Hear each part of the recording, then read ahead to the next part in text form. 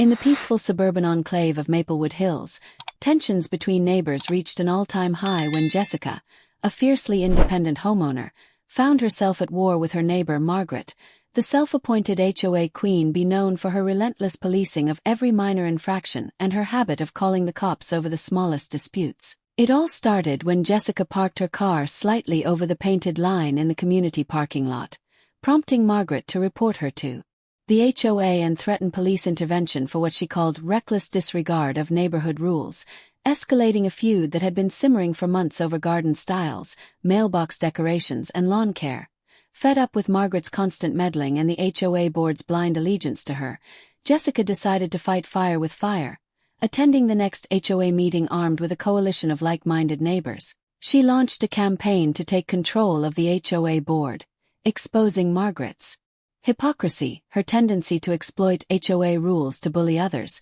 and the fact that many residents quietly resented her autocratic style. With well-prepared petitions, heartfelt speeches, and strategic alliances, Jessica and her team managed to win a surprising majority vote, effectively replacing Margaret's faction and installing a new, more inclusive leadership. The victory not only gave Jessica the power to reform the HOA rules with fairness and flexibility, but also sent a clear message to the neighborhood that community governance belongs to all residents, not just a self-righteous few.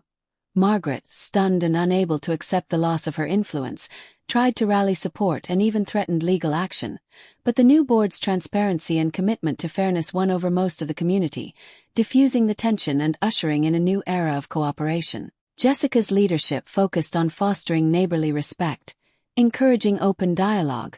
and making the HOA a body that supports residents rather than controls them with iron fists. The story quickly became a local legend and a reminder that standing up for oneself, building alliances, and using democratic processes can overturn even the most entrenched power dynamics.